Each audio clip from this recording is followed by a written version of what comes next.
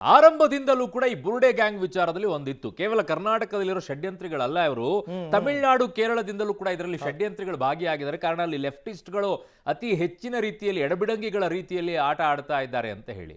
ಈಗ ನೋಡಿ, ಕೇರಳಕ್ಕೆ ಹಬ್ಬಿರೋದು ಆಚೆ ಬರ್ತಾ ಇದೆ. ನೋಟಿಸ್ ಕೊಟ್ಟಿದ್ದಾರೆ. ಈಗ ಕೇರಳಕ್ಕೂ ಕೂಡ ಬುರುಡೆ ಷಡ್ಯಂತ್ರದ ಜಾಲ ಹಬ್ಬಿಕೊಂಡಿರೋದು. ಕೇರಳದ ಯೂಟ್ಯೂಬರ್ ಮನಾಫ್ಗೆ ನೋಟಿಸ್ ಅನ್ನ ನೀಡಿದ್ದಾರೆ. ಅವನಿಗೇನು ಇಂಟ್ರೆಸ್ಟ್ ಅಪ್ಪ ಇದರಲ್ಲಿ?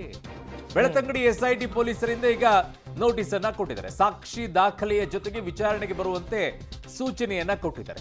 ಸುದ್ದಿಯಾಗಿ ಹೇಳಿದ್ರೆ ಬೇರೆ. ಇವತ್ತು SIT ಕಚೇರಿಗೆ ಹಾಜರಾಗುವಂತ ಸಾಧ್ಯತೆ ಇದೆ. ತನಿಖಾಧಿಕಾರಿ ಜಿತೇಂದ್ರ ದಯಾಮರಿಂದ ಈಗ ವಿಚಾರಣೆಯನ್ನ ಮಾಡುವಂತ ಸಾಧ್ಯತೆ ಇವತ್ತು ಹೆಚ್ಚಾಗಿದೆ. ಕಾರಣ ನೋಟಿಸ್ ಅನ್ನ ಕೊಟ್ಟಿದ್ದಾರೆ. ಇಲ್ಲಿ ಕೆಲಸ ಹೇಗೆ ಮಾಡ್ತಾ ಇದೆ ಅಂತಂದ್ರೆ, ಸುದ್ದಿಗಳನ್ನ ಎಲ್ಲರೂ ಕೂಡ ಹಾಕಿದ್ದಾರೆ. ಇಂಟರ್ನ್ಯಾಷನಲ್ ಲೆವೆಲ್ ಅಲ್ಲೂ ಸುದ್ದಿ ಹೋಗಿದೆ. ಆದ್ರೆ ಅವ್ರು ಯಾರು ಕೂಡ ಊಹಾತ್ಮಕವಾಗಿ ಯಾರು ಕೂಡ ಹೇಳಿಲ್ಲ ಇಂಥದ್ದು ಇರಬಹುದು ಅಂತ ಹೇಳಿ. ಬಟ್ ಇವರೆಲ್ಲ ಹೇಳಿದ್ದು ಹೇಗೆ ಅಂತಂದ್ರೆ, ಹಿಂಗೆ ಆಗಿದೆ, ಕಣ್ಣಾರೆ ಕಂಡಿರೋ ರೀತಿಯಲ್ಲಿ ಇಲ್ಲಿ ಹೀಗೆ ಆಗಿದೆ, ಇಲ್ಲಿ ಹೀಗೆ ಆಗಿದೆ, ಈ ತರ ಬಿಲ್ಡಪ್ ಅನ್ನ ಕೊಟ್ಕೊಂಡು ಕಥೆಗಳನ್ನ ಹೆಣ್ಕೊಂಡು. ಯಾಕೆ ಅಂತಂದ್ರೆ ಇವರೆಲ್ಲ ಇದ್ದಿದ್ದು ತಿಮ್ರೋಡಿ ಮನೆಯಲ್ಲೇ. ಆ ಮನೆಯಲ್ಲಿ ಇದ್ಕೊಂಡು ಏನೆಲ್ಲ ಪ್ಲಾನ್ ಮಾಡಬೇಕು, ನೀನು ಯೂಟ್ಯೂಬ್ನವನು ನೀನು ಇದನ್ನ ಹೇಳು, ನೀನು ಯೂಟ್ಯೂಬ್ನವನು ಇದನ್ನ ಹೇಳು, ನೀನು ಇವನನ್ನು ಮಾತಾಡಿಸು, ನೀನು ಈ ತರ ಕತೆ ಹೇಳು, ಇಂಥವುಗಳನ್ನೆಲ್ಲ ಹೇಳ್ಕೊಂಡು ಹೋಗಿದ್ದಾರೆ. ಸೊ ಹಾಗಾಗಿ ಕೇರಳದ ಒಂದು ಇದಕ್ಕೆ ಅಟ್ಯಾಚ್ ಆಗಿದೆ, ಪಕ್ಕದಲ್ಲೇ ಇರೋದಲ್ವಾ. ಅದಕ್ಕೆ ಎಂಥ ಎಡಬಿಡಂಗಿಗಳ ಕೆಲಸಗಳನ್ನು ಇವರೆಲ್ಲ ಮಾಡ್ಕೊಂಡಿದ್ದಾರೆ ಅಂತ ನೋಡ್ಕೊಳ್ಳಿ. ಇನ್ನು ಈ ಮನಾಫ್ ಯಾರು ಅಂತ ನೋಡೋದಾದರೆ, ಕೇರಳದ ಕೊಯ್ಕೋಡ್ ನಿವಾಸಿ ಈ ಮನಾಫ್. ಆದರೆ ಕರ್ನಾಟಕದಲ್ಲಿ ಬೆಳೆದು, ಇಲ್ಲೇ ಶಿವಮೊಗ್ಗದ ಸಾಗರದಲ್ಲಿ ಬೆಳೆದು ಕೇರಳದಲ್ಲಿ ಟಿಂಬರ್ ಬಿಸ್ನೆಸ್ ಮಾಡಿಕೊಂಡು ಬದುಕು ಕಟ್ಕೊಂಡಿದ್ದಾನಂತೆ ಮನಾಫ್. ಜೊತೆಗೆ ಲಾರಿ ಮಾಲೀಕ, ಜೊತೆಗೆ ಯೂಟ್ಯೂಬ್ ಮುಖಾಂತರ ಪ್ರಸಿದ್ಧಿ ಈತ. ಧರ್ಮಸ್ಥಳ ಸಂಬಂಧ ಕೇರಳದಲ್ಲಿ ವಿರೋಧಿ ಅಭಿಪ್ರಾಯವನ್ನು ಈತ ಸೃಷ್ಟಿ ಮಾಡಿದ್ದ ಮನಾಫ್.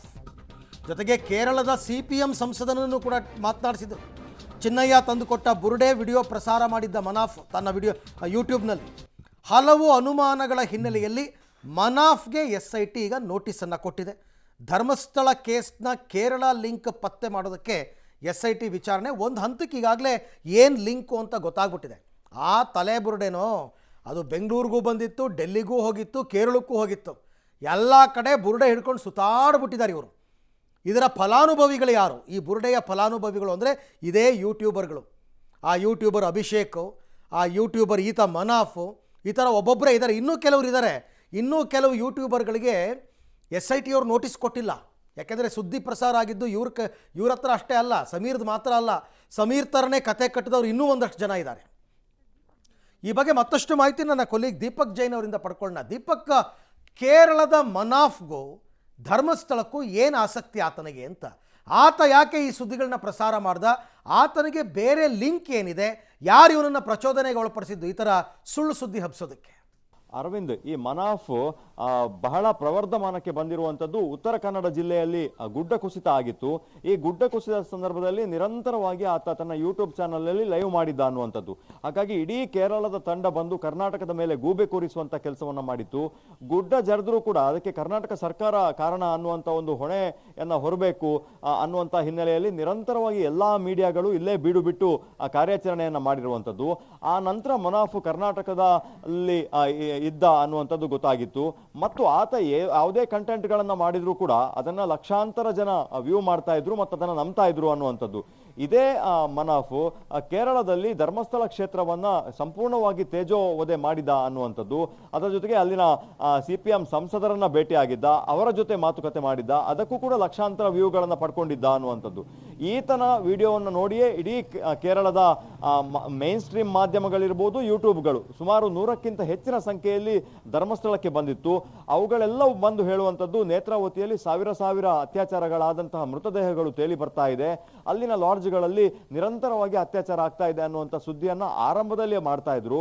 ಸುಮಾರು 10ನೇ ಪಾಯಿಂಟ್ ಅನ್ನ ಅಗೆಯುವವರೆಗೂ ಕೂಡ ಅವರು ನಿರಂತರವಾಗಿ ಈ ತರ ಸುಳ್ಳು ಸುದ್ದಿಗಳನ್ನ ಹಬ್ಬಿಸ್ತಾ ಇದ್ರು ಅನ್ನುವಂಥದ್ದು. ಆ ನಂತರ ಹೊಂಡಗಳಲ್ಲಿ ಯಾವುದೇ ಕಳೆಬರಗಳು ಸಿಗದಿದ್ದಂತ ಸಂದರ್ಭದಲ್ಲಿ ಅವರೆಲ್ಲರೂ ಕೂಡ ಜಾಗವನ್ನ ಖಾಲಿ ಮಾಡಿದ್ದಾರೆ. ಇವತ್ತಿಗೆ ಯಾರೂ ಕೂಡ ಯೂಟ್ಯೂಬರ್ಸ್ ಇಲ್ಲ. ಈ ವ್ಯಕ್ತಿ ಏನಿದ್ದಾನೆ ಮನಾಫ್, ಈತನ ವಿಡಿಯೋದಿಂದಾಗಿ ಇದೆಲ್ಲವೂ ಕೂಡ ಒಂದು ಪಿತೂರಿ ಕೇರಳ ಭಾಗದಲ್ಲಿ ನಡೆದಿದೆ ಅನ್ನುವಂಥದ್ದು. ಈ ಹಿನ್ನೆಲೆಯಲ್ಲಿ SIT ಠಾಣೆಯಿಂದ ಆತನಿಗೆ ನೋಟಿಸ್ ಹೋಗಿದೆ. ಇವತ್ತು ಬೆಳಗ್ಗೆ 10 ಗಂಟೆಗೆ ಆತ ಬರಬೇಕು ಅನ್ನುವಂಥ ಒಂದು ಸೂಚನೆಯನ್ನ SITಯ ಮುಖ್ಯಸ್ಥರು ತನಿಖಾಧಿಕಾರಿಯಾಗಿರುವಂತಹ ಜಿತೇಂದ್ರ ಕುಮಾರ್ ದಯಾಮ್ ಅವರು ಸ್ವತಃ ನೋಟಿಸ್ ಕೊಟ್ಟು ಕರೆಸಿರುವಂಥದ್ದು. ಅವರೇ ವಿಚಾರಣೆಗೆ ಒಳಪಡ್ತಾರೆ ಅನ್ನುವಂಥದ್ದು. ಆದರೆ ಈತ ಕೇರಳ ಪೊಲೀಸರ ಸೆಕ್ಯೂರಿಟಿಯನ್ನ ಕೂಡ ಕೇಳಿದ್ದ. ಹಾಗಾಗಿ ಅವರ ಸೆಕ್ಯೂರಿಟಿಯಲ್ಲಿ ಆತ ಬರ್ತಾನೆ ಅನ್ನುವಂಥ ಮಾಹಿತಿಗಳು ಲಭ್ಯ ಆಗ್ತಾ ಇದೆ. ಆತ ಬಂದ್ರೆ ಆತನಿಗೂ ಈ ಪ್ರಕರಣಕ್ಕೂ ಲಿಂಕ್ ಹೇಗೆ, ಷಡ್ಯಂತ್ರ ಮತ್ತು ಪಿತೂರಿ ಕೇರಳ ಭಾಗದಲ್ಲಿ ಹೇಗೆ ನಡೀತು, ಅಲ್ಲಿನ MP ಗಳನ್ನ MLAಗಳನ್ನ ಭೇಟಿಯಾದಂತಹ ಟೀಮ್ ಯಾವುದು, ಯಾವ ತರಹದ ಪ್ಲಾನ್ಗಳನ್ನ ಮಾಡಿದ್ರು ಮತ್ತು ಪಕ್ಕದ ರಾಜ್ಯದ ಷಡ್ಯಂತ್ರ ಇದೆ ಅನ್ನುವಂಥ ಒಂದು ಆರೋಪವನ್ನು BJP ಮಾಡಿತ್ತು. ಈ ಎಲ್ಲ ವಿಚಾರಗಳಿಗೆ ಸಂಬಂಧಪಟ್ಟ ಹಾಗೆ ಇವತ್ತು ಮನಾಫ್ನ ವಿಚಾರಣೆ ನಡೀಲಿಕ್ಕಿದೆ. ಆತ ಕರ್ನಾಟಕದಲ್ಲಿ ಕೆಲಸ ಮಾಡಿಕೊಂಡು ಇಲ್ಲಿ ಬೆಳೆದು ಕರ್ನಾಟಕಕ್ಕೆ ದ್ರೋಹವನ್ನ ಬಗೆದಿದ್ದ ಅನ್ನುವಂಥದ್ದು ಸಾಕಷ್ಟು ಈಗ ಚರ್ಚೆಯಲ್ಲಿರುವಂತಹ ವಿಚಾರ. ಹಾಗಾಗಿ ಇವತ್ತು ಮನಾಫ್ನ ಭೇಟಿ SIT ಠಾಣೆಗೆ ಆಗ್ಲಿಕ್ಕಿದೆ ಮತ್ತು ಆತನಿಂದ ಎಲ್ಲ ಹೇಳಿಕೆಗಳನ್ನ ಪಡೆಯುವಂತಹ ಸಾಧ್ಯತೆಗಳು ಇದೆ. ಅರವಿಂದ್, ಹಾಗೆ ಸಂಪರ್ಕದಲ್ಲಿರಿ ದೀಪಕ್, ನಿಮ್ಮ ಜೊತೆ ಮತ್ತೆ ನಾನು ಮಾತನಾಡ್ತೀನಿ. ಒಟ್ಟಾರೆ ಇವತ್ತು ಆತನೇ ಹೇಳಿರೋ ಪ್ರಕಾರ ನಾನು ಇವತ್ತು ವಿಚಾರಣೆಗೆ ಹಾಜರಾಗ್ತೀನಿ ಅಂತ. ನೋಡೋಣ ವಿಚಾರಣೆ ಮಾಡಿ ಕಳಿಸ್ತಾರಾ, ವಶಕ್ಕೆ ಪಡಿತಾರಾ ಅಂತ.